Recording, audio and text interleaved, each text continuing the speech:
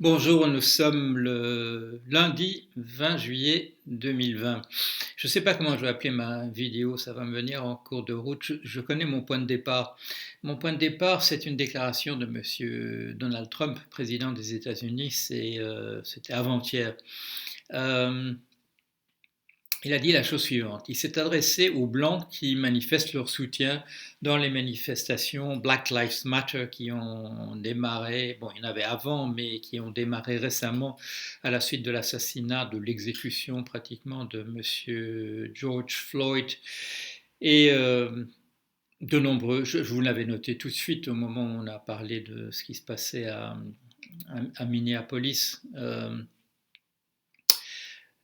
C'est-à-dire la présence de nombreux blancs.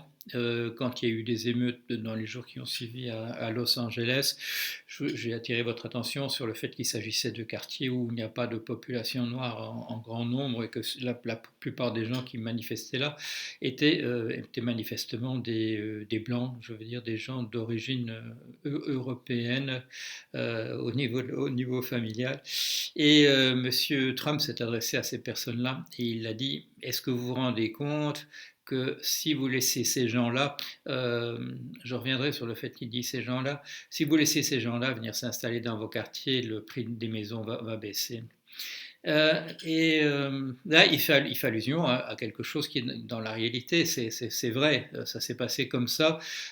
C'est vrai que dès que des Noirs s'installaient dans un quartier particulier, ben les Blancs fuyaient parce que c'était pas une question de prix des maisons dans l'immédiat, mais c'est parce qu'on voulait pas être dans un quartier où il y avait aussi des Noirs. C'est pas propre, je veux dire, c'est pas propre aux Noirs non plus, c'est un pays d'immigration, plus d'esclavage, les États-Unis, et il s'est passé la même chose dans d'autres quartiers parce qu'il y avait des familles juives qui étaient venues s'installer, et du coup les anglo-saxons disparaissaient. Mais une fois effectivement que voilà qu'un quartier est un quartier noir ou juif à l'époque, eh bien voilà, les autres s'en vont, ceux qui ont plus d'argent s'en vont et le prix des maisons baisse. Donc il sait ce qu'il fait, Monsieur Trump. Il essaie de démoraliser une partie des gens qui sont prêts, des gens qui votaient pour lui. Enfin, à qui est-ce qu'il s'adresse? Il s'adresse aux gens qui ont voté pour lui la fois dernière et qui hésitent maintenant en voyant le bonhomme. Il les prend par les sentiments, comme on dit. Euh, mais par ailleurs, il ne cache plus son jeu. Il a battu ses cartes sur table. Il parle de M. Biden. M. Biden est un représentant, je dirais, de centre-gauche, extrêmement modéré, du même type que Monsieur Obama. Et dans tous ses discours, maintenant, Monsieur Trump l'appelle le socialiste, etc. Il parle de la plupart des choses qu'il n'aime pas. Il emploie l'expression extreme left. Pardon, qu'est-ce qu'il dit far left, voilà, l'extrême gauche, tout ce qui le dérange, voilà, il l'appelle carrément extrême gauche. C'est-à-dire qu'il ne cache plus son jeu. Je vous ai parlé, moi, tout de suite, quand j'ai parlé de Trump, j'ai tout de suite relevé qu'il était le fils de son père, et son père, sympathisant du Ku Klux Klan, arrêté d'ailleurs dans les années 20 lors d'une manifestation du Ku Klux Klan. Voilà, c'est dans la tradition familiale. Maintenant, on parle beaucoup du livre de Madame Mary Leah Trump, la nièce de Trump, et on lui pose la question de l'atmosphère familiale, et je l'ai vu répondre à des questions en disant est-ce que des insultes raciales circulaient dans la famille, et elle dit mais bien entendu, vous ne connaissez pas la famille, et quand on lui demande est-ce que vous avez entendu, vous, des insultes antisémites et anti-noirs dans la famille, prononcées spécifiquement par Monsieur Trump, et elle regarde le reporter ou la reporter en disant mais vous rigolez. Euh, voilà, c'est une chose qui était évidente. Moi j'ai eu une petite difficulté, c'est que j'emploie le mot fasciste dans un sens technique, voilà, et dans ce livre dans ce livre, vous allez retrouver une série de billets. Bon, il n'y a pas que des billets. Je mets des introductions. Je mets des introductions à chaque billet pour expliquer comment il se situe maintenant dans la perspective actuelle. Mais mon billet du 9 novembre 2016, bon, c'est presque il y a 4 ans, c'est au matin qui suit les élections aux États-Unis. Et mon billet s'appelle un proto-fasciste va diriger la plus grande puissance mondiale. Alors, quand je dis un proto-fasciste, c'est pas. Je vois bien autour de moi, les gens disent fasciste comme, je ne sais pas, comme crapule, ou c'est une insulte qui a perdu en fait son sens.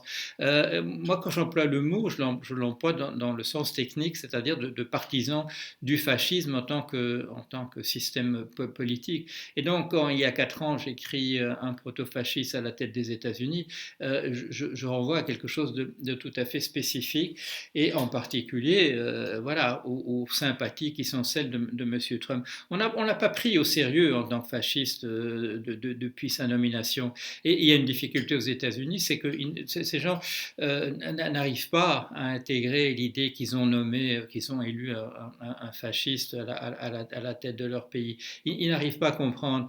Quand je vous ai parlé de ça, c'était vendredi, quand l'Attorney General, le chef de la justice dans l'État d'Oregon, fait un procès à l'État parce qu'il envoie des espèces de mercenaires faire régner l'ordre dans l'Oregon. L'Oregon, vous savez, c'est un État, voilà, quand vous venez pardon, de la frontière canadienne sur la côte ouest des États-Unis, vous avez d'abord l'État de Washington, qui se trouve là donc juste en dessous de Vancouver au Canada, et puis ensuite vous avez l'Oregon, et puis vous avez la Californie. C'est un État qui a une histoire compliquée vis-à-vis de l'esclavage. C'est un État qui s'est constitué. C'est une région qui avait été explorée tout au début par les Espagnols. Bon, les Espagnols s'étaient surtout installés en Californie. Ils n'avaient pas beaucoup débarqué du côté de l'Oregon et de l'État de Washington. Après, il y a eu un peuplement russe, de trappeurs russes, et puis il y a des trappeurs qui sont venus il y a des trappeurs français qui sont venus là. Il y a même des trappeurs iroquois qui venaient de la côte est des États-Unis, qui sont venus faire le commerce de la fourrure et de tuer les animaux qui se trouvaient là pour leur fourrure. L'État a une histoire compliquée vis-à-vis de l'esclavage. Il a voulu ne pas être impliqué. Il a interdit à des gens, des propriétaires d'esclaves de s'installer. Il a interdit au passage, il a interdit aux Noirs de s'installer. Il voulait entièrement être à l'abri de toutes ces histoires. Et au moment de la guerre de sécession, la question s'est posée de savoir s'il était un État en réalité esclavagiste, parce que les mesures brutales qu'il prenait à l'égard des Noirs qui voulaient s'installer ne rendaient pas très clair où il se situait dans cette affaire. Mais en tout cas, il n'y a pas de statut de généraux confédérés dans l'Oregon. Et quand donc Trump envoie des troupes fédérales pour empêcher qu'on déboulonne des statuts de généraux confédérés dans l'Oregon, c'est bidon, c'est bidon. Et l'État dit, mais qu'est-ce que c'est que ces forces qui ont l'air d'être des forces paramilitaires qu'on envoie là? Si on comprend un peu mieux M. Trump, on comprend de quoi il s'agit. On n'a pas fait attention, par exemple, au fait qui nomme tout de suite à la Maison-Blanche Steve Bannon. Steve Bannon, il le nomme à la Maison-Blanche comme conseiller. Mais Steve Bannon, c'est un suprémaciste blanc, c'est un représentant de ce qu'on appelle alt-right aux États-Unis, et qu'on appellerait extrême droite chez nous, et c'est son conseiller principal. Et là, Trump a deux problèmes, c'est-à-dire que dans son programme Ku Klux Klan, il doit battre ses cartes trop vite au départ, parce qu'il y a ces émeutes à Charlottesville entre entre suprémacistes blancs et contre-manifestants. Et il y a la mort donc, de Heather Heyer, une contre-manifestante, et Trump est obligé de manifester son soutien aux suprémacistes blancs de manière sans doute prématurée dans son programme.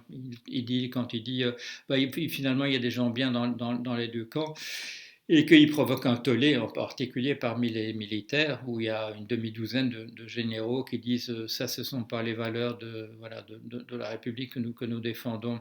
Et il est obligé là de virer Steve Bannon, mais ça n'empêche pas Steve Bannon de rester son âme damnée. Et Steve Bannon, vous savez, c'est un bonhomme qui est souvent en Europe pour essayer de fédérer toutes les extrêmes droites. On ne prend pas au sérieux le fait bon, moi je le prends au sérieux, puisque vous le verrez dans mon livre tout au début, au moment où Trump est élu, on ne prend pas au sérieux le fait qu'il soit un proto-fasciste. C'est seulement maintenant que les Américains se réveillent à ça, découvrent qui est le bonhomme, découvrent quel est son programme. C'est un programme anti-noir, anti-musulman, pro-blanc. Voilà, c'est un programme suprémaciste blanc et avec une élimination de tout souvenir de ce que peut être la gauche. Il ne faut pas oublier non plus que son mentor, il le dit, son maître à penser, c'est Roy Cohn. Et qui est Roy Cohn? C'est un avocat. On dit oui, il avait besoin de Roy Cohn, mais il avait besoin de conseils d'ordre juridique pour ses affaires. Mais Roy Cohn, c'est l'âme damnée de McCarthy, du sénateur Joseph McCarthy, celui qui lance un programme d'éradication de la pensée de gauche aux États-Unis au tout début des années 50. C'est le maître à penser de Trump. C'est lui qui cite toujours en exemple. C'est l'avocat, en fait, l'avocat des gens qui ont des sympathies pour le suprémacisme blanc, pour le Ku Klux Klan. Le programme est toujours le même. Je termine la rédaction du manuscrit du deuxième tome. Bon, le premier donc, c'est celui-là qui s'appelle donc Un objet populiste mal identifié. Le second, je suis en train de terminer. Du coup, je regarde dans ce que j'ai et je retombe sur des choses. Il y a ce livre, Andrew, The Threat, How the FBI Protects America in the Age of Terror and Trump. Comment le FBI protège l'Amérique à l'âge de la terreur et de Trump. Andrew McCabe. Andrew McCabe a été à la tête du FBI faisant fonction au moment où Trump vire le patron du FBI, James Comey. Et donc il est question éventuellement de nommer McCabe à la tête. Et il comprend, dans son livre, il comprend même pas trop. Il dit mais je suis un brave homme, mais je faisais mon métier correctement, etc. Et il dit je comprends pas. Il mentionne ça comme une anecdote. Le fait que dans les milieux autour de Trump, a beaucoup circulé une photo. La femme de McCabe est dans l'appareil du parti démocrate. Et un jour, elle se présente à des élections et toute la famille porte des t-shirts réalisés. J'oublie le prénom de Madame McCabe. Voilà. Et donc, McCabe dit, mais pourquoi est-ce que ça a tellement circulé dans l'extrême droite, son truc? Il comprend pas. Il dit, mais je faisais correctement mon métier. C'est pas ça. Sa femme est une démocrate, il est contaminé. C'est comme il comprend pas qu'il est en Allemagne en 37 et il dit mais je suis un brave petit fonctionnaire, je fais mon métier correctement. Oui mais ta femme est juive mon vieux, t'as pas compris que ça suffit à t'éliminer. On veut pas de toi. Et c'est ça. Bon, il y a une épuration de la part de Trump et il a été obligé, malheureusement pour lui, donc tout au début, donc enfin 6 mois dans son mandat ou 8 mois dans son mandat, en août 2017, il est obligé d'abattre ses cartes en disant de marquer. Il ne peut pas ne pas marquer sa sympathie aux suprémacistes blancs, même s'ils sont responsables d'un meurtre. Il ne peut pas dire ce sont des salauds. Et là, il est obligé de se dévoiler un peu trop tôt dans son truc. Et qu'est-ce qui le conduit maintenant à se dévoiler davantage. Il y a d'une part, évidemment, il y a les manifestations à la suite de la mort de George Floyd, où il est obligé d'abord de rien dire du tout, de dire que c'est un scandale, de dire que ce sont des émeutiers, de dire que ce sont les ennemis des États-Unis, alors que tout le monde dit mais non, il s'agit, voilà, les autres disent mais non, vous voyez bien qu'il s'agit simplement d'éliminer le racisme latent dans les forces de police, c'est de ça qu'il est question. Et là, maintenant, il dévoile son jeu en disant oui, mais vous ne vous rendez pas compte que si vous laissez ces gens entrer dans votre quartier, le prix de votre maison va baisser. Et il s'adresse bien entendu aux gens pour qui le prix de leur maison, c'est la prunelle de leurs yeux, c'est plus important que leur vie même.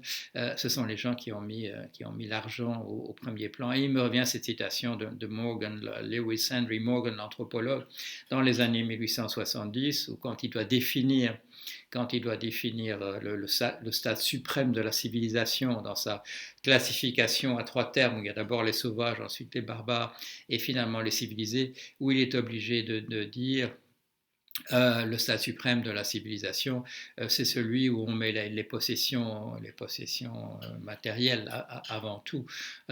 Et c'est effectivement la base d'une certaine représentation caricaturale pour nous des États-Unis, mais ce n'est pas une conception qui soit totalement absente de nos propres pays. Et en refeuilletant ces livres-là, voilà, pour écrire une nouvelle introduction au deuxième volume, je retombe aussi sur ça. Donc je vous ai pas mal parlé parce que c'est un bon livre, Unhinged, hors de ses gonds, par Madame Omarosa Manigo Newman, que l'on voit là donc, en conversation avec Trump, parce qu'elle a été la vedette des programmes de télé-réalité de M. Trump. Mais dans son livre, donc il paraît en 2017, parce que bon, elle claque la porte, en fait, on la vire de la Maison Blanche, où elle est la seule personne d'origine afro-américaine, et elle dit dans un entretien, on lui demande c'est quoi le programme de Trump. Et elle dit, c'est d'enlever toute trace du fait qu'il y a eu un président noir à la tête des États-Unis. Et là, bon, elle le dit en 2017. Et là aussi, les gens disent, ah oui, bon, d'accord, elle a dit ça. C'est comme la même chose. Ah oui, tiens, Madame Ivanka Trump a été la maîtresse de Monsieur Steele, qui a fait le dossier où on dit que Monsieur Trump est compromis. Ah oui, comme c'est curieux. Cette totale, comment dire, immunité à l'anomalie qu'on découvre malheureusement chez la plupart de nos commentateurs. Non, il y a plein d'anomalies chez Monsieur Trump. Monsieur Trump est quelqu'un qui travaille sur les ordres de Monsieur Steve Bannon. Monsieur Steve Bannon, à un moment donné, a commencé à en avoir véritablement marre parce qu'il trouvait que le type c'est trop un électron libre, même à l'intérieur de l'extrême droite. En fait, c'est parce que le type, il n'a pas les qualités. C'est comme dit sa nièce, il a acheté l'examen d'entrée, il a payé quelqu'un pour faire l'examen d'entrée dans le système universitaire à sa place. Il sait qu'il n'est pas à la hauteur, mais son père lui a donné l'instinct du tueur. Et donc, voilà, il est arrivé jusqu'où il est arrivé. Mais ça fait un moment qu'il est sorti de ses gonds, mais jusqu'ici, ça n'a pas fait grande différence. Pourquoi? Probablement pour la raison que dit Eric Fromm quand il décrit pour la première fois en 64 le portrait du pervers narcissique, parce qu'il y a des gens qui vont suivre des gens comme ça, parce qu'il y a des gens qui vont pouvoir reconstituer quelque chose dans leur propre personnalité très abîmée en suivant un Führer, en suivant un chef. Qu'est-ce qui finit par tuer le chef de ce type-là? C'est la réalité. Ce qui est en train de tuer Trump, c'est pas les démocrates, c'est le coronavirus. La réalité a fini par rattraper Hitler.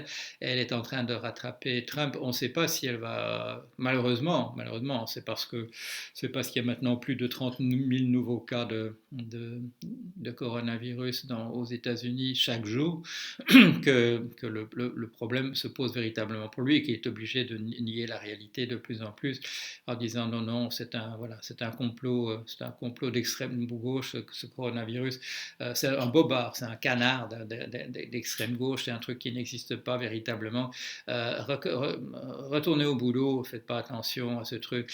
Et il le dit pas, mais tout le monde le sait. C'est un truc comme c'est un truc qui atteint d'abord les pauvres parce qu'ils vivent dans de mauvaises conditions, parce que une fois qu'on leur dit de ne pas sortir de chez eux, ben, ils sont dans une cage à poules et bon, ça facilite pas les choses. En plus, ce sont eux qu'on continue à faire travailler parce qu'on a quand même besoin de faire travailler les gens et donc on fait travailler les pauvres et c'est eux qui ils peuvent pas faire du travail sur leur ordinateur à distance, donc et souvent, comme parce qu'ils sont pauvres, et en particulier parce qu'ils sont dans un système où il y a un système de santé à deux vitesses, ils vont passer chez le médecin, ils ont plusieurs, voilà, ils ont des maladies chroniques, et donc ils sont les premiers atteints dans cette catastrophe. Et ça, Trump le sait aussi, et il ne le dit pas ouvertement, de même qu'il dit ces gens-là vont envahir vos quartiers, mais il le laisse entendre, c'est pas un problème pour vous, c'est pas un problème pour ceux qui vont faire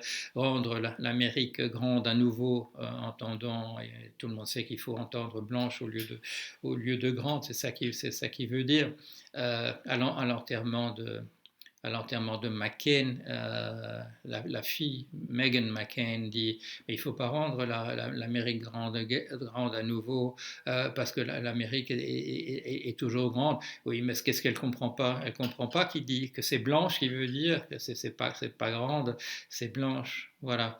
Bah, je termine là-dessus. Je ne sais pas, maintenant je vais réfléchir à qu'est-ce que je vais dire. Un proto-fasciste, la réalité rattrape Trump. Vous allez voir comment je vais l'appeler. Il y a assez de matière pour trouver quelque chose à dire pour caractériser mon billet d'aujourd'hui. Allez, à bientôt.